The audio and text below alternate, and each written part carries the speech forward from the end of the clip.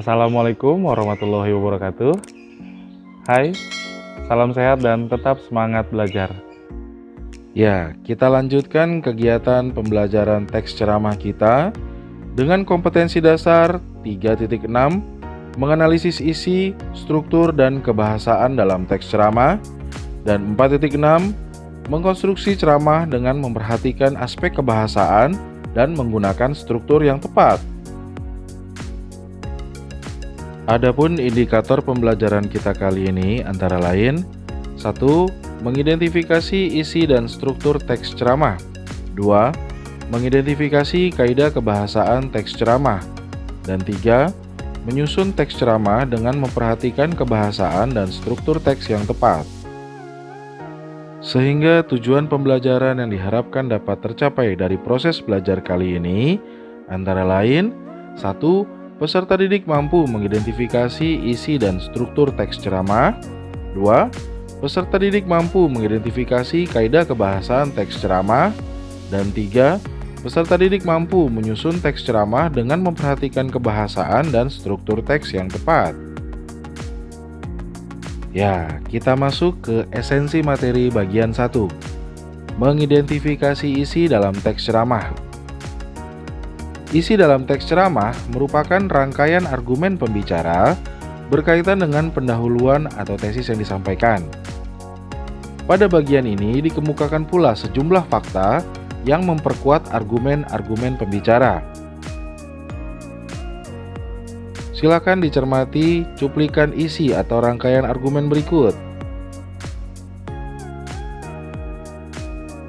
Cuplikan teks tersebut merupakan salah satu bagian dari argumen pembicara tentang menurunnya kesantunan berbahasa masyarakat. Esensi materi bagian 2. Struktur teks ceramah. Teks ceramah memiliki 3 bagian struktur. Bagian yang pertama adalah pembuka, berupa pengenalan isu, masalah, ataupun pandangan pembicara tentang topik yang akan dibahasnya. Lalu bagian yang kedua adalah isi, berupa rangkaian argumen pembicara berkaitan dengan pendahuluan atau tesis.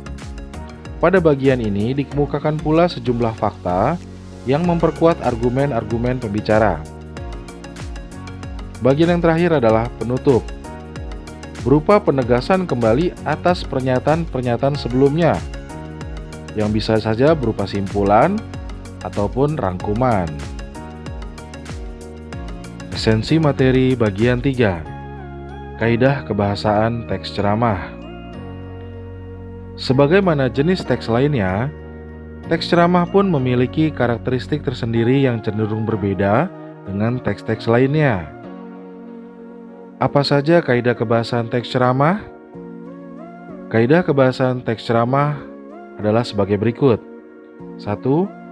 Menggunakan kata ganti orang pertama atau tunggal dan kata ganti orang kedua atau jamak sebagai sapaan.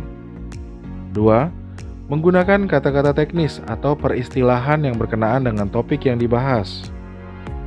3. Menggunakan kata-kata yang menunjukkan hubungan kausalitas atau sebab akibat. 4.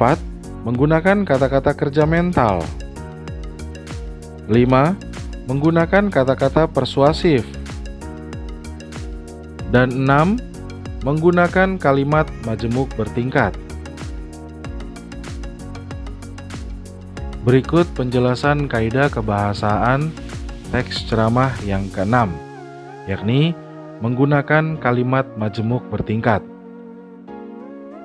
Silakan kalian cermati ya.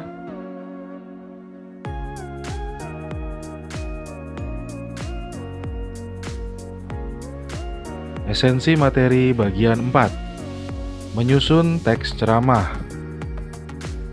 Terdapat 4 tahapan dalam menyusun teks ceramah.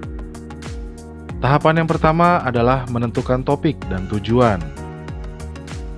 Tahapan yang kedua adalah menyusun kerangka teks ceramah. Tahapan yang ketiga, menyusun teks ceramah berdasarkan kerangka dengan menggunakan kalimat yang mudah dipahami. Dan tahapan yang keempat adalah menyunting teks ceramah sesuai dengan kaidah penulisan ejaan bahasa Indonesia. Untuk penjelasannya, bisa kalian cermati ya.